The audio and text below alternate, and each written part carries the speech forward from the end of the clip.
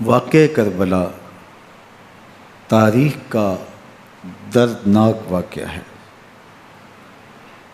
یہ اقتدار کی جنگ نہیں تھی، اقدار کی جنگ تھی۔ دو شخصیتوں کی لڑائی نہیں تھی، دو نظریات کا ٹکراؤ تھا۔ یہ حق اور باطل کا معرکہ تھا۔ یزید ظلم کا استعارہ ہے، حسین ابن علی امن کی علامت ہے۔ یزید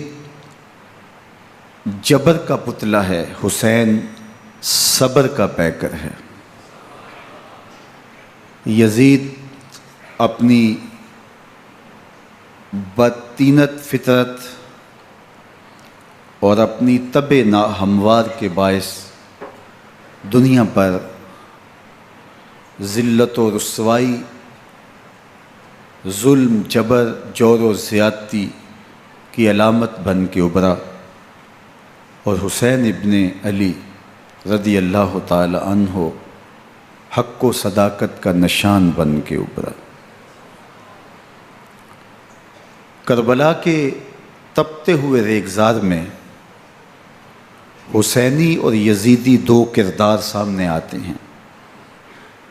اقبال نے کہا تھا، موسیٰ و فرعون و شبیر و یزید، ایند و قوت از حیات آید پدید، زندہ حق از قوت شبیری است، باطل آخر داغ حسرت میری است، سرخ رو عشق غیور از خون او، شوخی ای مصرع از مضمون او، تا قیامت قطع استبداد کر، موج خون او چمن ایجاد کر۔ یزید بہدل کی بیٹی محسون کا ناپاک بیٹا تھا، اور حسین محمد عربی کی بیٹی فاطمہ کا شہزادہ تھا۔ یزید دمشق کے اطراف میں سرجون اور جریر اختل جیسے اوباشوں کے جھرمٹ میں پل کے جوان ہوا۔ حسین کے گھر کا دروازہ مسجد نبوی کے اندر کھلتا تھا۔ یزید نشے میں دھت ہو کر کے نمازیں چھوڑ دیتا تھا۔ حسین کی کربلا کے اندر بھی نماز تہجد قضا نہیں ہوئی۔ یزید ظلم کا دوسرا نام ہے، حسین امن کی علامت ہے۔ یزید نے زندگی میں ایک مرتبہ حج کیا اور شراب کے مٹکے ساتھ لے کے آیا، اور اختل اور دیگر گویوں اور مغنیوں کو اپنے ساتھ رکھا تاکہ سفر آسانی سے کٹے۔ حسین ابن علی نے 25 حج سواری ہونے کے باوجود پیدل کیے۔ یزید حج بیت اللہ کے بعد مدینہ المنورہ آیا اور شراب کی ایک مجلس بپا کی۔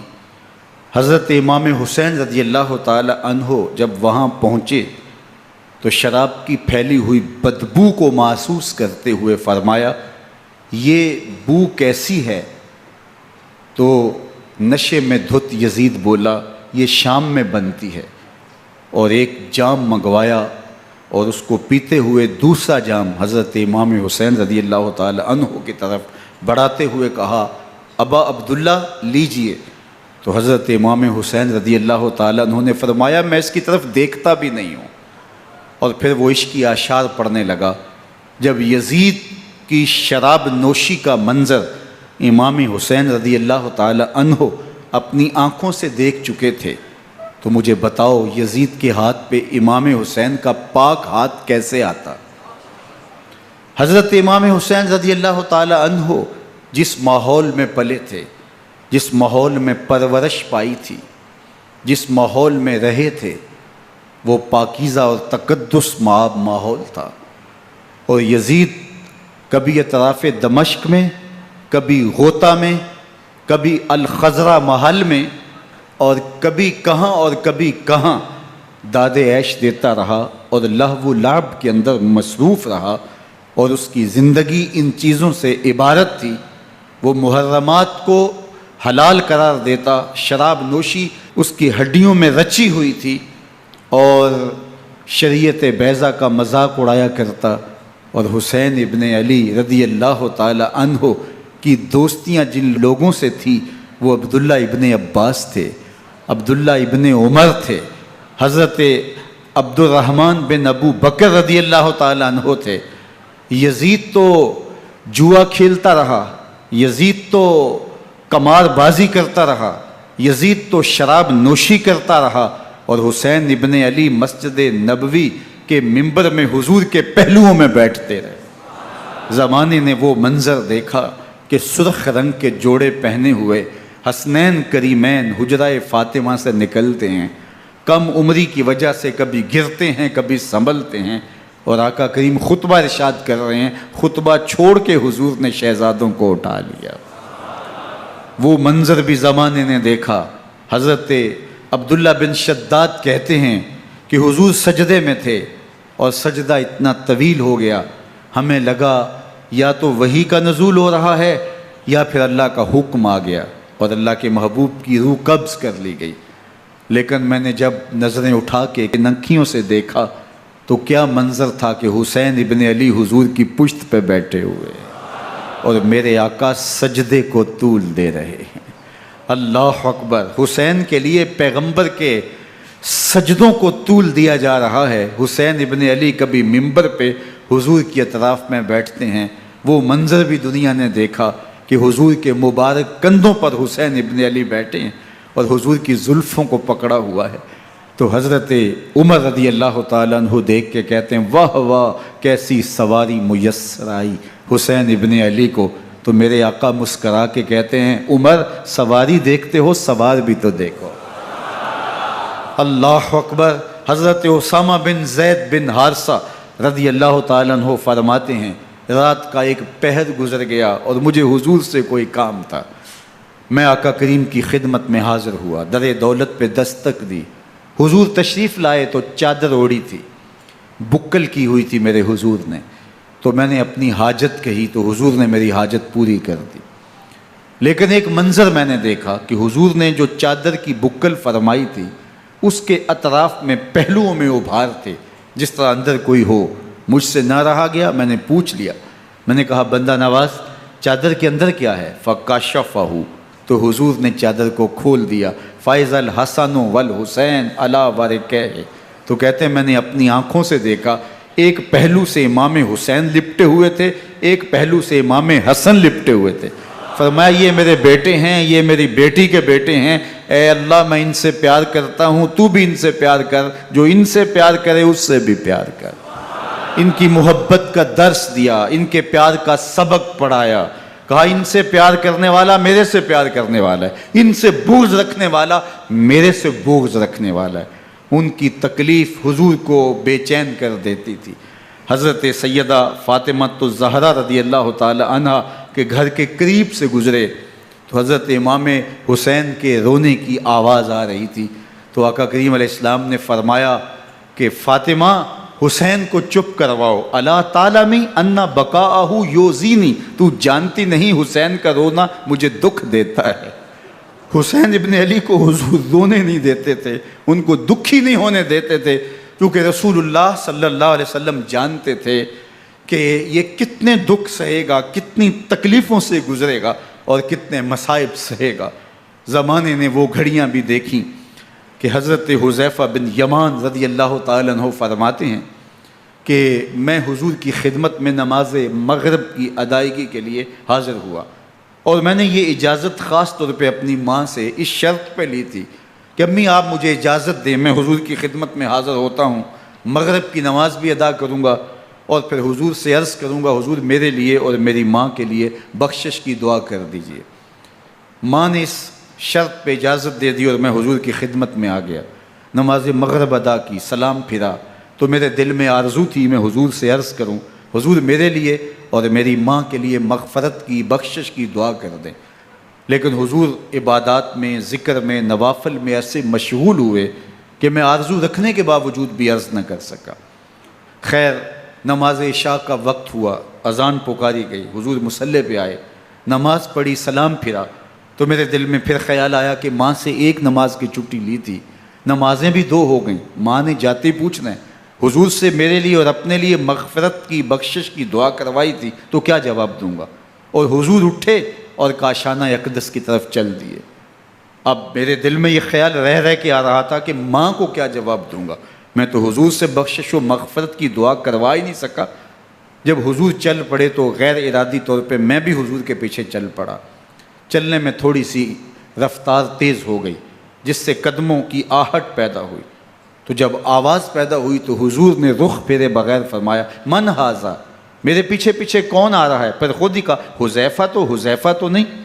تو میرا دل دھڑک رہا تھا، قلت نعم، میں نے کہا جی حضور میں حذیفہ ہوں۔ فرمایا ما حاجتک غفر اللہ لک ولامک، کیا کام ہے؟ اللہ تجھے بھی بخش دے، تیری ماں کو بھی بخش دے۔ اب جو کام تھا وہ جنبش لب سے پہلے ہی ہو گیا، یہاں تو لفظوں کا سہارا بھی نہیں لینا پڑتا، وہ بند لبوں کی بولیاں بھی سنتے ہیں۔ اقبال بولا ہے فروغت صبح آثار و دہور، چشم تو بی نندائے ما فی الصدور، تیری نظر تو سینوں کے چھپے راز بھی دیکھتی ہے۔ تو کہا ما حاجتوں کا غفر اللہ لک ولامک، اللہ تجھے بخش دے، تیری ماں کی بھی مغفرت کر دے، کیا کام ہے؟ اب جو کام تھا وہ تو ہو گیا۔ تو میرے حضور نے ارشاد فرمایا حذیفہ سنو، ابھی ایک فرشتہ آیا ہے جو اس سے قبل دھرتی پر پہلے کبھی نہیں آیا، آج پہلی مرتبہ اللہ سے اجازت لے کے 2 کام کرنے آیا ہے۔ ایک تو مجھے سلام کرنے آیا ہے، اور دوسرا خوشخبری دینے آیا ہے کہ آپ کی بیٹی فاطمہ جنتی عورتوں کی سردار ہے، اور حسن اور حسین جنتی جوانوں کے سردار۔ ایک طرف یزید ناپاک میسون کا پلیت بیٹا، اور ایک طرف محمد عربی کا نواسا، فاطمہ کے دودھ کا اثر، علی المرتضیٰ کے خون کی تاثیر، رسول اللہ صلی اللہ علیہ وسلم کے کندھوں پہ بیٹھنے والا۔ ایک دن حضور نے امام حسین رضی اللہ تعالیٰ عنہ کے ہاتھ پکڑ لیے اور ان کے پاؤں اپنے پاؤں پہ رکھے، اور پھر فرمایا بیٹے آگے بڑھو، اور ان کے پاؤں حضور کی پنڈلیوں پہ آئے۔ پھر کہا بیٹے اور آگے بڑھو، حتیٰ کہ ان کے پاؤں حضور کی رانوں پہ آئے۔ پھر فرمایا بیٹا اور آگے بڑھو، تو ان کے پاؤں حضور کے مبارک بطن اقدس پہ آئے۔ پھر بازوؤں کو کھینچ کے اپنے قریب کیا اور حسین ابن علی کے منہ میں اپنی زبان رکھ دی، اور وہ اس طرح چوس رہے تھے جس طرح کھجور چوسی جاتی ہے۔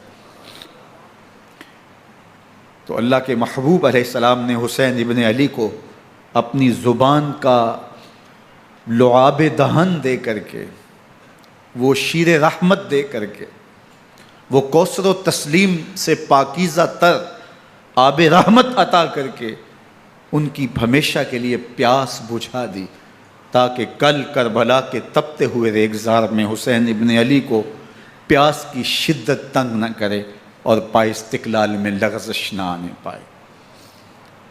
ان نازوں سے پالے ہوئے حسین کو، ان محبتوں سے پالے ہوئے حسین ابن علی کو امتحان بھی اتنے بڑے درپیش تھے۔ یاری تیری سونا پر ازمیشاں تیریاں اگ، سونا پرکھیا جامدہ ہے نال اگاں دے لگ۔ جتنا بڑا شخص ہوتا ہے اتنی آزمائشیں بھی بڑی ہوتی ہیں۔ پیغمبر رحمت کی آغوش میں کھیلنے والا، حجرہ فاطمہ کا جانشین، مصلی رسول کا وارث، منبر رسول صلی اللہ علیہ وآلہ وسلم پر حضور کے مبارک پہلو اور گود میں بیٹھنے والا حسین، حضور کی زبان چوسنے والا حسین، حضور کے کندھوں پہ سواری کرنے والا حسین، آقا کریم علیہ الصلوۃ والسلام کے مبارک سجدے کی حالت کے اندر حضور کی پشت پہ کھیلنے والا حسین، جس حسین کا دروازہ مسجد نبوی کے اندر کھلتا تھا اور یزید کی کرتوتوں کے چشمدید گواہ تھے۔ یزید جب تخت نشین ہوتا ہے تو اسے یہ فکر ہوتی ہے کہ امام حسین، عبداللہ بن زبیر، عبداللہ بن عمر، عبداللہ ابن عباس یہ میری بیعت کریں۔ اور وہ ولید بن عقبہ کو لکھتا ہے کہ ہر صورت میں ان کی بیعت لو، اور اگر بیعت نہ دیں تو سختی کرو۔ حضرت امام حسین رضی اللہ تعالی عنہ کو بلاوا آتا ہے کہ آپ کو دارالامارت میں گورنر ہاؤس میں بلایا جا رہا ہے، ولید بن عقبہ کا پیغام آپ کو پہنچتا ہے۔ آپ اس وقت فرماتے ہیں کہ اس وقت جو پیغام پہنچا ہے وہ کسی خطرے سے خالی نہیں ہے، تو کچھ سواروں کو ساتھ لیا، کہا تم دارالامارت کے باہر کھڑے رہنا، اگر میری آواز بلند ہوئی تو اندر آ جانا، ورنہ تم انتظار کرنا۔ آپ اندر گئے۔ ولید بن عقبہ نے مروان کو بھی بلایا تھا۔ مروان بن حکم یہ گورنر مدینہ ولید سے پہلے رہ چکا ہے، تو اس نے مشورہ دیا کہ سختی کی جائے۔ خیر ولید بن عقبہ نے کہا کہ یہ خط ہے، حضرت امیر معاویہ کا انتقال ہو گیا اور یزید تخت نشین ہوا ہے، لہٰذا وہ آپ سے بیعت کا مطالبہ کرتا ہے۔ تو حضرت امام حسین رضی اللہ تعالیٰ عنہ نے فرمایا کہ میرے جیسا شخص یوں چھپ کے بیعت نہیں کر سکتا، اور آپ واپس پلٹے۔ مروان بن حکم نے ولید بن عقبہ کو کہا کہ یہ موقع ہے جانے نہ دیا جائے، اگر یہ نکل گئے تو دوبارہ تم قابو نہیں پا سکو گے، اور انہیں یہیں قتل کر دیا جائے۔ حضرت امام حسین رضی اللہ تعالیٰ عنہ نے یہ بات سن لی۔ کہتے ہیں حضرت امام حسین انہی قدموں کے بل واپس پلٹے اور مروان بن حکم سے مخاطب ہو کے کہا، مروان کیا بول رہا ہے؟ وہ خاموش ہو گیا۔ فرمایا تو جانتا نہیں ہم کون ہیں؟ آنا حسین ابن علی ابن ابی طالب، میں حسین ہوں، میں علی کا بیٹا ہوں، ہمارے گھر میں قرآن اترتا رہا ہے، وحی کا نزول ہوتا رہا ہے، اور یزید فاسق ہے، فاجر ہے، مسلمانوں کا قاتل ہے اور شرابی ہے، میں ڈنکے کی چوٹ پہ یزید کی بیعت سے انکار کرتا ہوں۔ بس حیدری کچھار سے محمدی شیر نکل آیا ہے۔ اب اوسان خطا ہو گئے، راستہ چھوڑ دیا، واپس آئے، سیدہ زینب سے ملے، کہا مدینے کو چھوڑنا پڑے گا۔ کہا بھیا کیا ہوا؟ کہا یزید بیعت لینے پہ مصر ہے اور میں کسی صورت بھی بیعت نہیں کروں گا، رسول اللہ کا مدینہ ہمارے خون سے لالہ زار بنے گا، میں نہیں چاہتا کہ حضور کے شہر نور کی حرمت پامال ہو۔ دوستو وہ کیسا منظر ہوگا جب حسین ابن علی نے آخری حاضری حضور کے روضے پہ دی ہوگی۔ حاجی یا معتمر 10 دن کے لیے، 8 دن کے لیے، 20 دن کے لیے مدینہ المنورہ عارضی سکونت اختیار کرتا ہے، اور حضور کے روضہ انور سے، اس شہر نور سے، ان گلیوں سے، ان بام و در سے ایسا مانوس ہو جاتا ہے کہ جب واپس پلٹ رہا ہوتا ہے ان دعاؤں کے ساتھ کہ دوبارہ آنا بھی نصیب ہو، اور اسے لگتا ہے کہ میں دوبارہ بھی بلایا جاؤں گا، لیکن اس کے باوجود شہر حبیب چھوڑنا قیامت سے کم نہیں ہوتا۔ اعظم چشتی مرحوم آخری بار جب حضور کے روضہ انور پہ گئے تو بیمار تھے، ویل چیئر پہ تھے۔ باب بقی سے باہر نکلے تو خادم سے کہا کہ میری ویل چیئر پیچھے سے کھینچو تاکہ میرا رخ روضہ انور کی طرف رہے، اور وہ پیچھے سے کھینچتا چلا جا رہا ہے، اور جب باب مکہ سے پیچھے جنت البقیع کے قریب سے گنبد خضرا نگاہوں سے اوجل ہونے لگا تو اعظم چشتی مرحوم نے کہا، جان بدن سے نکلتی ہے اعظم، جان بدن سے نکلتی ہے اعظم، کوئی آسان ہے مدینے سے جدا ہونا، کوئی آسان ہے مدینے سے جدا ہونا۔ یہ اس شخص کی کہانی ہے جو 10 دن، 5 دن، مہینہ، 2 ماہ وہاں رہتا ہے، اور پھر اس شہر کو چھوڑ کے آنا اس کے لیے آسان نہیں ہوتا۔ اور مجھے بتاؤ کہ حسین جو پیدا مدینے میں ہوا، جس کے گھر کا دروازہ مسجد نبوی کے اندر کھلتا تھا، جو مسجد نبوی کے اندر پرورش پا کے جوان ہوتا ہے اور مدینے کی گلیوں میں کھیلتا رہا، اس حسین ابن علی کے لیے مدینہ چھوڑنا، اور پھر وہ اس بات کا علم اور شعور رکھتے تھے کہ یہ آخری بار حضور کے در پہ حاضری ہے، دوبارہ اس شہر نور میں نہیں آ سکوں گا، تو کیا قیامت ہوگی اور کیا منظر ہوگا۔ محمد بن حنفیہ کے علاوہ خاندان نبوت کے جتنے لوگ تھے ان سب نے شہر مدینہ کو الوداع کہا، اور رات کے موقع میں مدینہ المنورہ کو، مسجد نبوی کو چھوڑ کر کے مکہ کی جانب عازم سفر ہوئے۔ 3 شعبان المعظم کو مکہ المکرمہ پہنچتے ہیں، ادھر کوفیوں کے خطوط آنے شروع ہو جاتے ہیں۔ حضرت امام حسین رضی اللہ تعالیٰ عنہ مسلم بن عقیل رضی اللہ تعالیٰ عنہ کو صورتحال معلوم کرنے کے لیے بھیج دیتے ہیں۔ 40,000 کوفی آپ کے ہاتھ پہ بیعت کر لیتے ہیں۔ ادھر 25 پیدل حج کرنے والے حضرت امام حسین 8 ذی الحج کو احرام باندھتے ہیں، لیکن آپ کو پتہ چلتا ہے کہ حاجیوں کے روپ میں قاتل چھپا دیے گئے، تو آپ اس احرام کو حج کی بجائے عمرے میں بدلتے ہیں اور کوفے کی جانب عازم سفر ہوتے ہیں۔ کائنات والو، ذرا سینے پہ ہاتھ رکھ کے دیکھو کہ یہ کتنا مشکل مرحلہ تھا۔ اس دین کی آبرو کو بچانے کے لیے حضرت امام حسین رضی اللہ تعالیٰ عنہ نے کتنا بڑا قدم اٹھایا۔ آپ کے بہیخہ، دوست، احباب عبداللہ بن عمر یہ سارے روکتے ہیں۔ عبداللہ بن عباس کہتے ہیں حضرت نہ جائیے، الکوفی لا یوفی، کوفی کبھی وفا نہیں کرتے، آپ کے والد کو وہاں شہید کیا گیا، لیکن آپ ایک فرض کو نبھانے جا رہے ہیں۔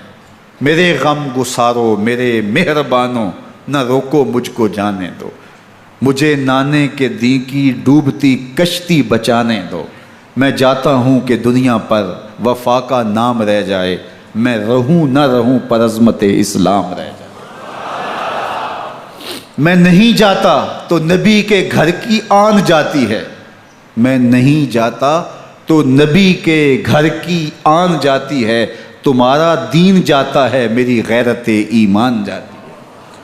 حضرت امام حسین یہاں سے چلتے ہیں، ابھی راستے میں ہی پہنچتے ہیں کہ یہ خبر آتی ہے کہ کوفے والوں نے بے وفائی کر دی، حضرت مسلم بن عقیل رضی اللہ تعالیٰ عنہ کو شہید کر دیا گیا، نعمان بن بشیر معزول کر دیے گئے، ابن مرجانہ ابن زیاد وہاں متعین کر دیا گیا جو سخت گیر شخص تھا، اور اس نے لوگوں کو ڈرایا، دھمکایا، اور کوفے کے لوگوں کے دل بدل گئے اور وہ بیتیں توڑنے لگے۔ وہ منظر مسجد کوفہ کا کتنا دلگداز تھا۔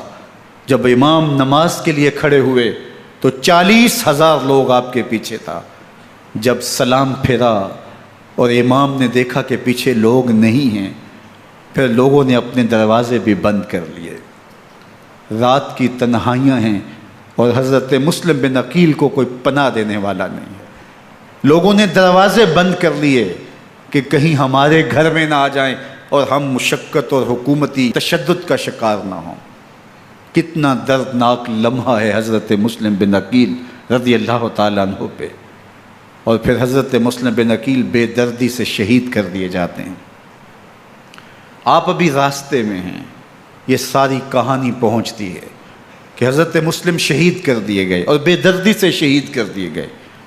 وہ جنہوں نے خط لکھے تھے کہ ہم آپ کے ساتھ ہیں اور ہم منتظر ہیں، چشم برا ہیں، آپ کے قدموں کی چاپ سننے کے لیے بےتاب ہیں، آج انہوں نے بیتیں توڑ دی۔ 40,000 کوفی منحرف ہو گئے۔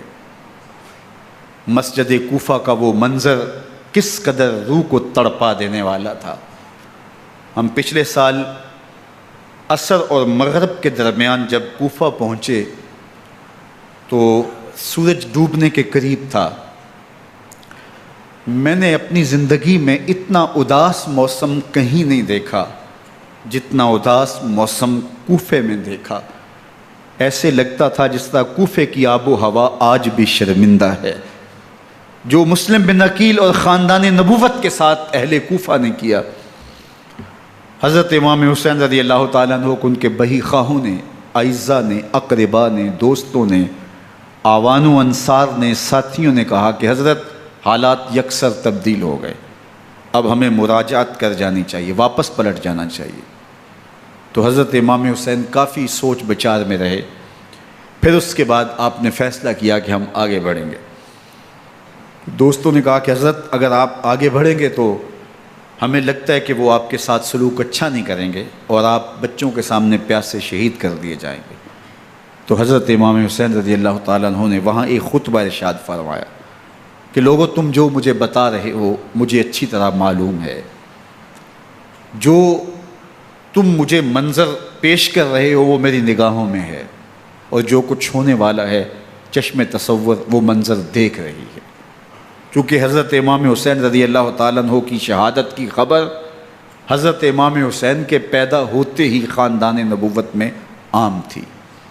حضور علیہ الصلوۃ والسلام کو یہ بات جبریل امین نے آ کے بتائی تھی جب حسین ابن علی کے ساتھ حضور محبت کا اظہار کر رہے تھے، تو یہ جبریل امین نے آ کے کہا تھا حضور آپ کا یہ بیٹا ارض طف میں شہید کر دیا جائے گا، اور کربلا کی مٹی لا کے حضور کو دی اور ام سلمہ کو حضور نے عطا کر دی۔ حضرت ام سلمہ کہتی ہیں کہ ایک دن میں سوئی تو خواب دیکھا کہ حضور کے مبارک بال بکھرے ہوئے ہیں اور سخت پریشان ہیں، تو میں نے کہا کہ حضور آپ کی یہ کیا حالت ہے؟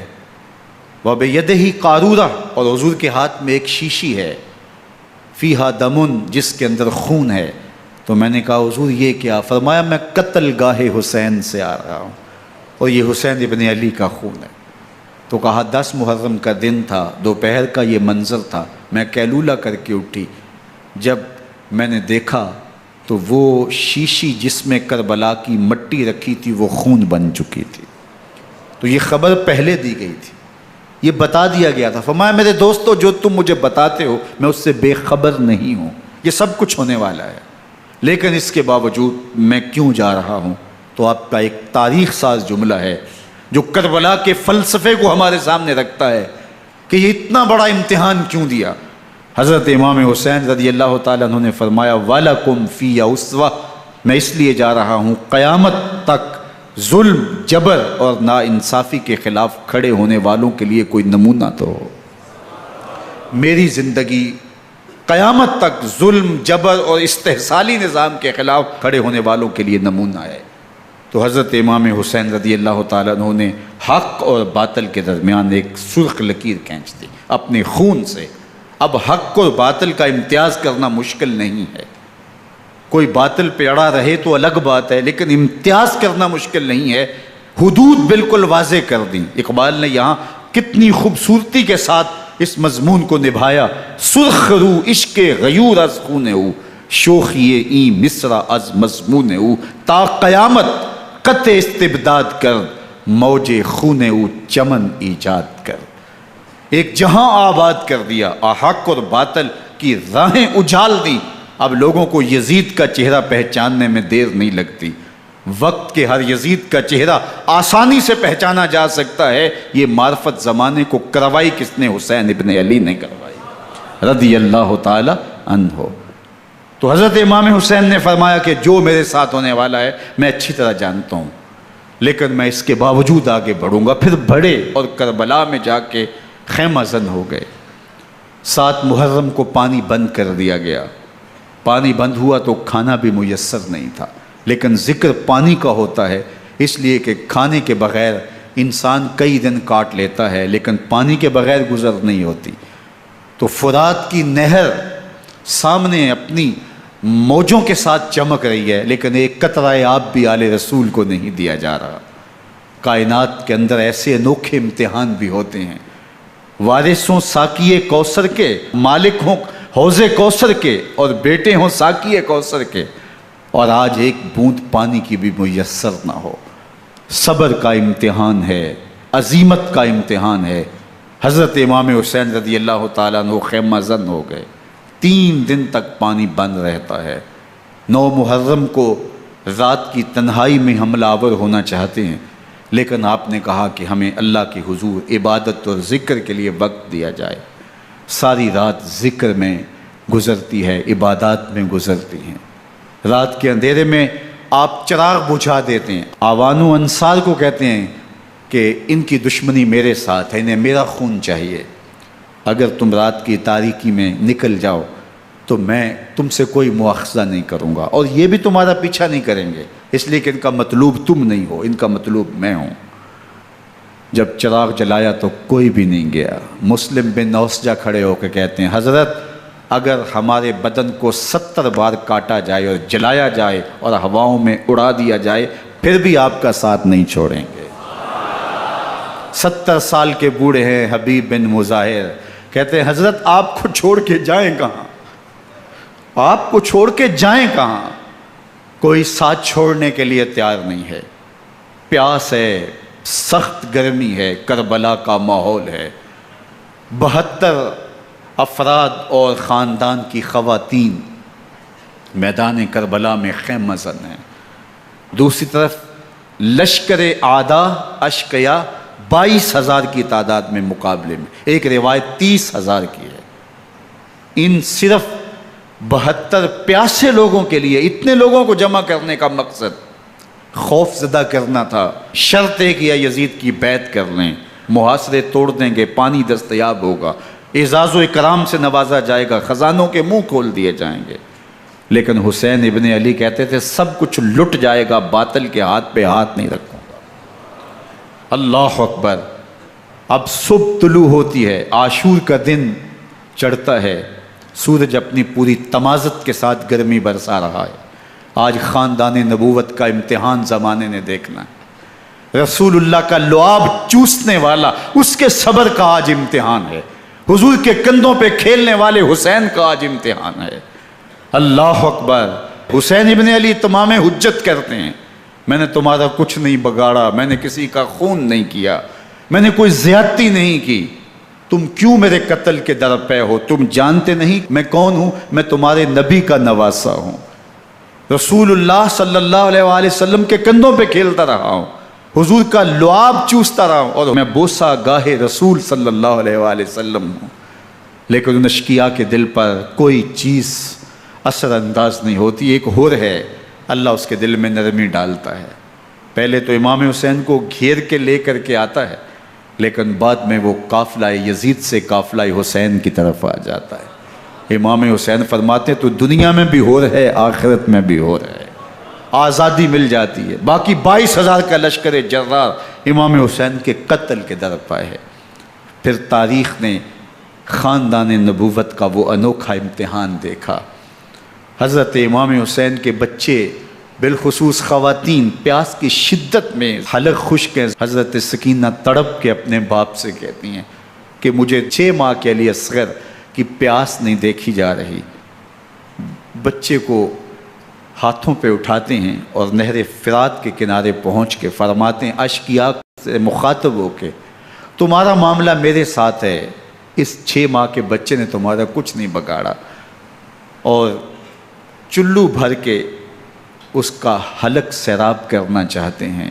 ایک 2 شاخہ تیر آتا ہے جو حضرت علی اصغر کے گلے کو چیر دیتا ہے۔ راوی لکھتے ہیں کہ وہ عام تیر نہیں تھا، جانوروں کو شکار کرنے کے لیے جو بڑے تیر ہوتے ہیں وہ 2 شاخہ تیر تھا۔ وہ گردن کو کاٹ دیتا ہے، خون بہنے لگتا ہے، گردن لٹک جاتی ہے۔ حضرت امام حسین وہ بہتا ہوا خون اپنے چلو میں لیتے ہیں اور آسمان کی طرف اچھال کے کہتے ہیں مالک حسین کی یہ قربانی بھی قبول فرما۔ یہ تماشا لبے بام نہیں ہے، بچہ بیمار ہو ڈاکٹر جواب دے دیں، ماں باپ کے ہاتھ پھول جاتے ہیں، زندگی کی سانسیں ابھی چل رہی ہوتی ہیں، لیکن ڈاکٹر کہے کہ یہ میرے بس کا روگ نہیں ہے، کہیں اور لے جاؤ، تو زندگی کا لف و نشر غیر مرتب ہو جاتا ہے۔ میں سلام پیش نہ کروں حسین ابن علی کو، 6 ماہ کا علی اصغر ہاتھوں میں دم توڑتا ہے، گردن لٹک جاتی ہے، خون بہ رہا ہے، اب خیموں کی طرف بڑھ رہے ہیں، لیکن زبان پہ شکایت نہیں ہے، کہتے ہیں مالک حسین کی یہ قربانی قبول کر لے۔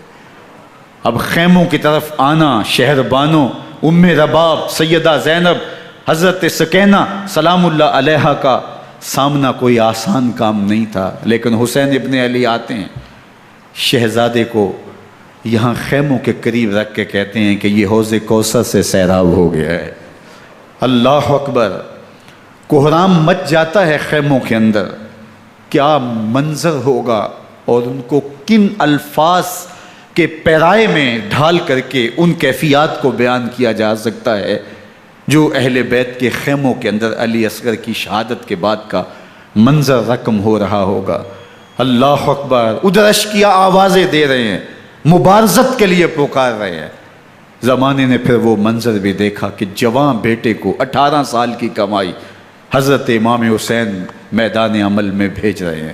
وہ علی اکبر جو حسین کا نور نظر ہے، آنکھوں کا قرار ہے، دل کی تسکین ہے۔ اور پھر حضرت علی اکبر جب گھوڑے کی زین سے فرش زمین پہ گرتے ہیں تو باپ کو آواز دیتے ہیں، اور حضرت امام حسین جو ہے وہ آگے جا کے بیٹے کی لاش اٹھاتے ہیں۔ اللہ اکبر، 18 سال کے بیٹے کی لاش کو کندھوں پہ اٹھا کے خیموں تک لاتے ہیں اور ہاتھ پھیلا کے کہتے ہیں مالک حسین کی یہ قربانی بھی قبول فرما۔ کبھی قاسم بن حسن کی لاش اٹھا کے لاتے ہیں، کبھی اون و محمد کی لاشیں اٹھا کے لاتے ہیں، بتیجوں کی، بھانجوں کی، بھائی عباس کے کٹے ہوئے بازو اور زخموں سے چھدا ہوا لاشا۔ کیا کیا قیامتیں تھیں جو اس کربلا کے ایک میدان کے اندر نہیں توڑی گئیں۔ حضرت امام حسین پر دکھ پہ دکھ، تکلیفوں پہ تکلیفیں، اب 71 لاشیں اٹھا کے خیموں تک پہنچا چکے، اور ادھر مبارزت کی دعوت دی جا رہی، آؤ میدان عمل میں آؤ، اب دیر کیوں کر رہے ہو۔ رسول اللہ کا حرم، رسول اللہ کی شہزادیاں جو نازوں میں پلی تھیں، وہ کلیاں جو شبنم کا بوجھ بھی گوارا نہیں کر سکتی تھی، آج مصیبتوں کے پہاڑ ٹوٹ گئے۔ حضرت امام حسین کبھی شہربانوں کو، کبھی ام رباب کو دلاسا دیتے ہیں، کبھی حضرت زینب کو کہتے ہیں۔ حضرت زینب کربلا کے اس میدان کے اندر بڑے حوصلے کے ساتھ اپنے بھائی کے ساتھ کھڑی رہی، اپنے 2 بیٹے راہ خدا میں پیش کیے، ان کی لاشیں وصول کیں، لیکن زینب جس جرأت کے ساتھ، جس پامردی کے ساتھ اس سارے منظر کو حوصلے کے ساتھ سہتی رہی، وہ یقیناً حوصلہ سیدہ زینب سلام اللہ علیہا کا ہی ہے۔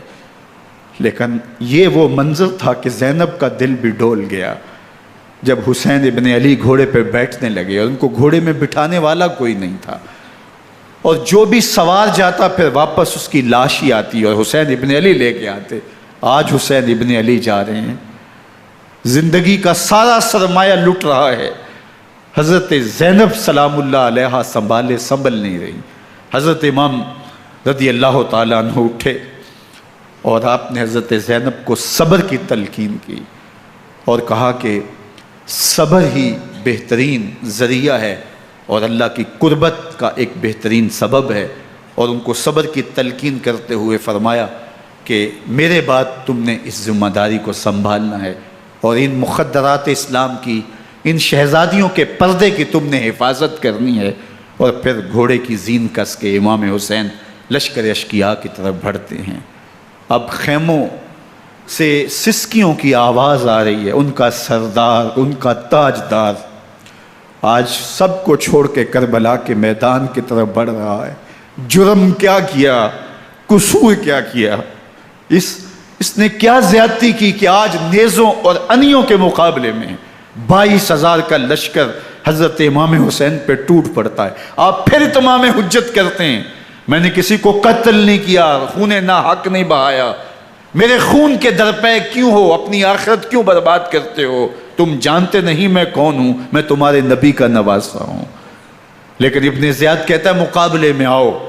پھر حضرت امام حسین رضی اللہ تعالیٰ عنہ مقابلے میں آتے ہیں، اور جب گھوڑے کو ایڑ لگا کے دشمن اشقیاء پہ ٹوٹتے ہیں تو پھر ایسا منظر ہوتا ہے کہ وہ بھیڑ بکریوں کی طرح آگے بھاگتے ہیں۔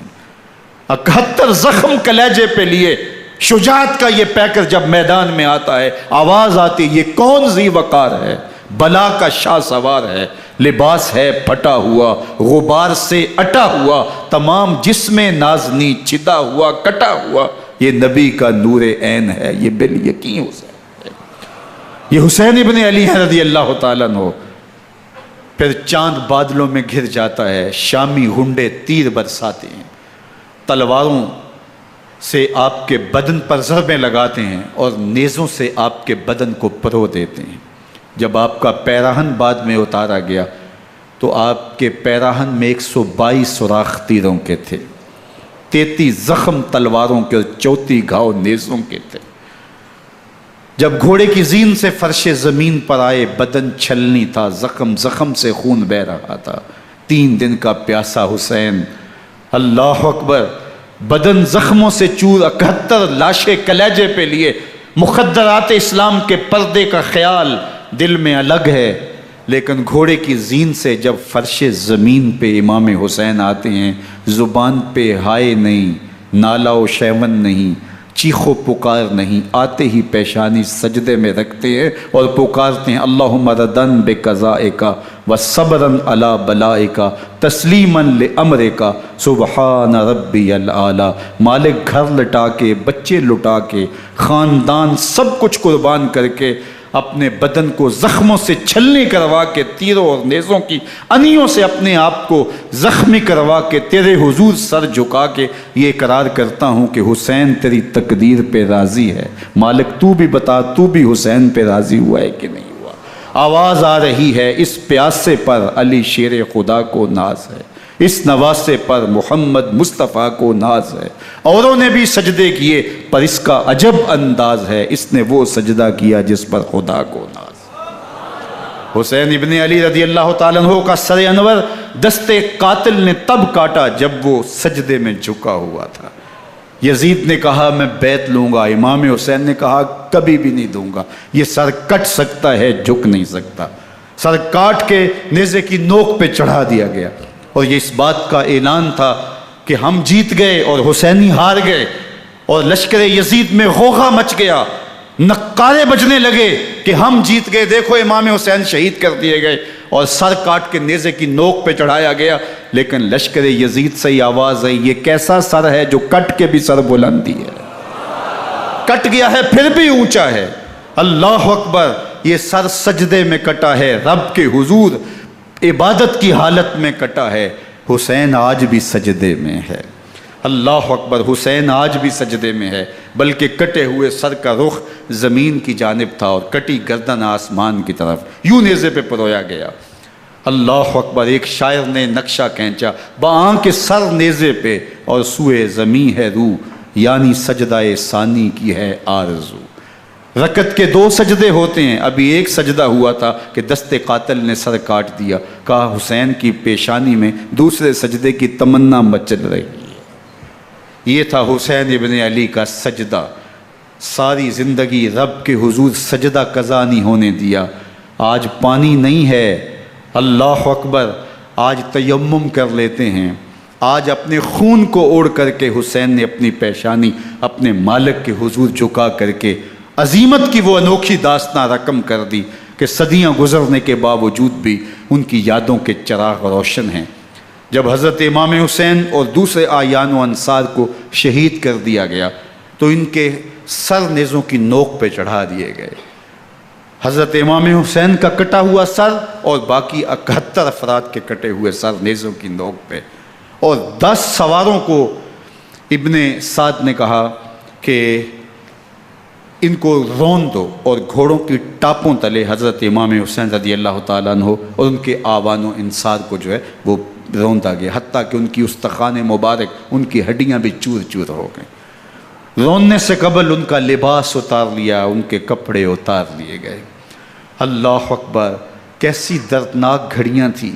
یزید کا صرف یہی بد کرداری کا مرحلہ نہیں تھا، اس کربلا کے صحرا کے اندر یزید نے جس طرح امام حسین رضی اللہ تعالیٰ عنہ کو شہید کیا اور حضرت امام حسین کے خاندان کو شہید کیا، جب مدینہ المنورہ پر یزید نے مسلم بن عقبہ کو مقرر کیا، جس کو بزرگوں نے مصرب بن عقبہ کہا ہے، تو اس کو کہا 3 دن تک مدینے کا حرم تمہارے لیے حلال ہوگا، جو چاہو تم کرنا، اور شامی فوجوں کو اجازت ہوگی۔ تو وہاں بھی انہوں نے 10,000 تابعین اور 700 صحابہ کو شہید کیا۔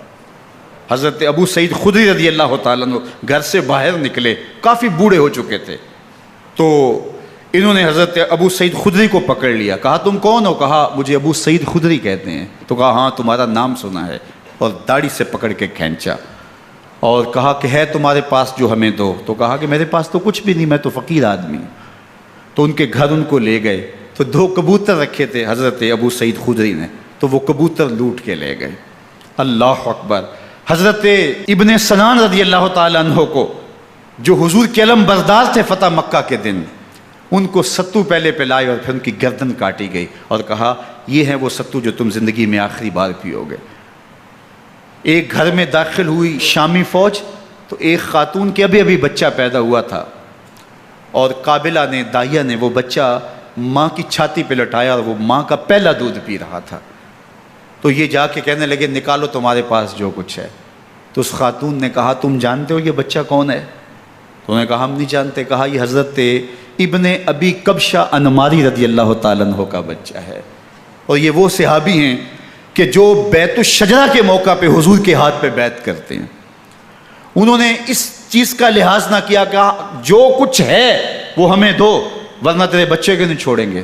تو ماں بچے سے مخاطب ہو کے کہتی ہے، ابھی بچہ پیدا ہوا ہے اور ماں سے پہلا دودھ پی رہا ہے، کہ بیٹے اگر میرے پاس کچھ ہوتا، وہ قیمتی سے قیمتی چیز بھی ہوتی، تیری جان کے لیے قربان کرتی، لیکن اس وقت میرے پاس کچھ ہے نہیں۔ تو ایک شکی آگے بڑھا اور بچے کو ایک ٹانگ سے پکڑ کے کھینچ کے دیوار کے ساتھ پٹک کے مارا، جس سے دماغ کا بھیجا نکل گیا۔ کیا کیا زیادتیاں نہیں کی۔ 700 صحابہ حرہ کے واقعہ میں شہید کیے یزید نے، اور 10,000 تابعین شہید کیے۔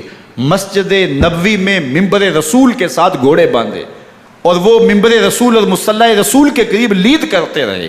حضرت سعید عبد المسیب فرماتے ہیں میں نابینا تھا اور حضور کے روضہ انور کے پاس بیٹھا تھا، اور یزید کے سپاہی آتے، جو بھی مسجد میں نظر آتا پکڑ کے لے جاتے، مجھے نابینا سمجھ کے چھوڑ دیتے، لیکن میں پریشان تھا کہ ظہر کا وقت ہوگا، عصر کا وقت ہوگا، مغرب عشاء کا وقت ہوگا، نہ اذان، نہ اقامت، نہ جماعت، تو کیسے مجھے پتہ چلے گا کہ نماز کا وقت ہو گیا، اور کیسی میری نمازوں کا کیا بنے گا؟ میں اس فکر میں بیٹھا تھا۔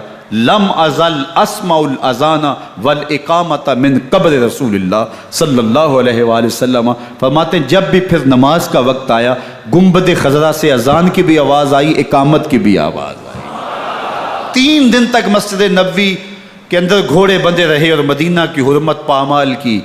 مدینہ کے گھروں کے اندر یہ بدکماش داخل ہوئے، اور جو بدکاریاں انہوں نے کی، کلیجہ منہ کو آتا ہے۔ 1002 شیزائیں ان بدکاروں کی بدکاریوں کی وجہ سے کنواری حالت کے اندر حاملہ ہوئی۔ 3 دن تک مدینے کا حرم انہوں نے پامال کیا، اور پھر مکہ المکرمہ میں کعبۃ اللہ پر گولے برسائے، اور کعبہ کا غلاف جل گیا۔ وہ تو یزید مر گیا، اور حضرت عبداللہ ابن زبیر رضی اللہ تعالیٰ عنہ نے اپنی خلافت کا اعلان کیا۔ یزید کے یہ کرتوت تھے، ادھر اہل مدینہ کو ستایا، ادھر اہل مکہ کو ستایا، اور رسول اللہ صلی اللہ علیہ وسلم کے خانوادے کی بے حرمتی اور توہین کی۔ نہ صرف انہیں قتل کیا گیا، ان کی لاشوں پہ گھوڑے دوڑائے۔ ابن سعد اور شمر جو ہے وہ خیموں میں داخل ہوا، اور مخدرات اسلام کی چادریں چھیننے کی کوشش کی۔ حضرت زینب سلام اللہ علیہ نے مخاطب ہو کے کہا ہمارے چہرے کے رکھوالے چلے گئے ہیں، ظالم تو خیال نہیں کرتا ہم رسول اللہ کی بیٹیاں ہیں۔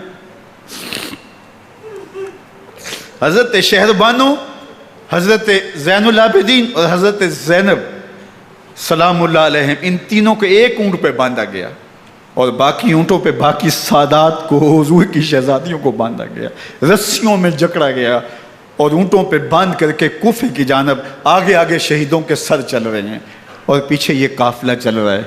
اور جب یہ قافلہ وہاں سے گزرا جہاں لاشیں پڑی تھیں، امام زین العابدین 14 سال کے تھے اور بیمار تھے، اور ان کا حوصلہ نہ ہوا، وہاں غشی ان کے اوپر آنے لگی، اور وہ منظر ابن کثیر نے، باقی لوگوں سب نے لکھا ہے کہ پھر جب ان کی یہ حالت ہوئی تو پھر سیدہ زینب سلام اللہ علیہ، جنہوں نے ابھی تک بڑے حوصلے کے ساتھ ساری مشکلات کا مقابلہ کیا تھا، اب ان کے بندھن ٹوٹ گئے اور آنکھوں سے آنسو بہنے لگے، اور سیدہ زینب نے امام حسین رضی اللہ تعالیٰ عنہ کی لاش پہ کھڑے ہو کے، اور وہ روندی ہوئی لاش، ٹوٹی ہوئی ہڈیاں، اور وہ برینا بدن، کٹا ہوا سر نیزے کی نوک پہ، اور لاش یہ پڑی ہے، تو حضرت سیدہ زینب نے مدینے کی طرف منہ کر کے جو ہے وہ حضور سے فریاد کی، یا محمد آہو، یا محمد آہو، ھذا حسین بالآراء مزمل بالدماء، یا محمد آہو بناتوں کا سبایا۔ یا رسول اللہ، اے پیارے آقا، یا جد آہو، اے ہمارے نانا محترم، یہ دیکھیے آپ کا حسین پڑا ہوا ہے، بدن سے کپڑے اتار لیے گئے، خاک ہوائیں اڑا رہی ہیں، اور اس کے اوپر چادر جو ہے وہ مٹی کی پڑ گئی ہے، حضور آپ کی اولاد کاٹ دی گئی، اور پھر کہا بناتوں کا سبایا، حضور دیکھیے آپ کی بیٹیوں کے ہاتھ باندھ دیے گئے ہیں، اونٹوں پہ کس دیا گیا ہے، سر شہیدہ آگے آگے چل رہے ہیں، اور حضرت سیدنا امام حسین کا آگے آگے سر ہے۔ راستے کے اندر ایک جگہ آئی، رات گزری اور ان کو اتارا گیا۔ رات کا موقع تھا، ایک خاتون آئی اور اس نے کوئی کھانا پیش کیا ان کو، اور کہا کہ میں کسی زمانے میں حضرت سیدہ فاطمہ الزہرا کی نوکری کیا کرتی تھی، ان کی لونڈی تھی، ان کی کنیز تھی، اور آج مجھے پتہ چلا کہ آپ لوگ گزر رہے ہیں، تو میں نے کہا کہ میں اپنی مخدومہ کے خاندان کی خدمت کروں۔ اور پھر اس نے کہا کہ اس وقت سیدہ کی گود میں ایک 6-7 ماہ کی بچی تھی جس کو زینب کہا کرتے تھے، تو سیدہ زینب نے کہا کہ اماں اگر پہچانتی ہو تو وہ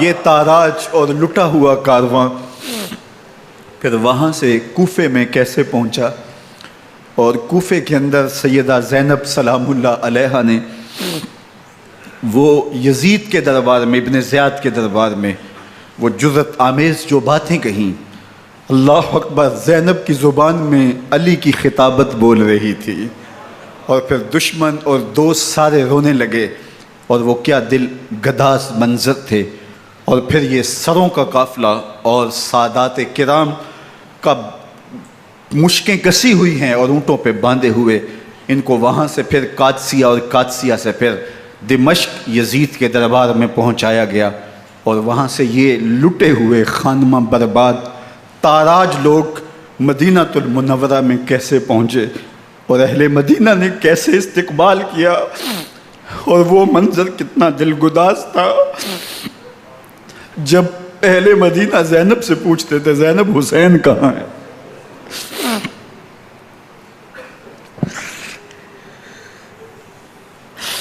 بے مروت بے وفا تیرا بھی کیا افسانہ ہے، جس نے اپنی ہی شمع کو گل کیا تو وہ پروانہ ہے۔ اپنے پیغمبر کے شہزادوں کو اور اپنے پیغمبر کی شہزادیوں کو جو دکھ اس امت نے دیے، یہ کائنات کی ایک انوکھی داستان ہے۔ اللہ ہمیں اسوہ شبیری پہ عمل کی توفیق عطا کرے اور ان کے نقوش پاک کی برکتیں دے، اہل بیت کی محبت ہماری روحوں میں جذب کر دے، اور جس عظیمت کے ساتھ، جس حوصلے کے ساتھ انہوں نے دکھوں کو جھیلا، جو دہکتی آگ کے شعلوں پہ سویا وہ حسین، جو جواں بیٹے کی میت پر نہ رویا وہ حسین، جس نے سب کچھ کھو کے کچھ نہ کھویا وہ حسین، مرتبہ اسلام کا جس نے دوبالا کر دیا، خون نے جس کے دو عالم میں اجالا کر دیا، جو کہ سوزے غم کو سانچے میں خوشی کے ڈھال کے مسکرایا موت کی آنکھوں میں آنکھیں ڈال کے۔ اے حسین ابن علی تم پر سلام، نازش آل نبی تم پر سلام۔ ذرا میرے ساتھ یہ پڑھ لیجئے، اے حسین ابن علی تم پر سلام، نازش آل نبی تم پر سلام، تم پہ لاکھوں رحمتیں لاکھوں سلام، اے شہیدان محبت کے امام، لالا گوں لالا بدن لالا کفن، اے چمن اندر چمن اندر چمن، زندگی ہی زندگی تیری حیات اے حیات اندر حیات اندر حیات، افتخار ملت بیضا ہے تو، رب کعبہ کی قسم یکتا ہے تو، فخر کا دل میں دریچہ باز کرنا چاہیے، جن کا تو آقا ہے ان کو ناز کرنا چاہیے۔ وآخر دعوانا ان الحمدللہ رب العالمین۔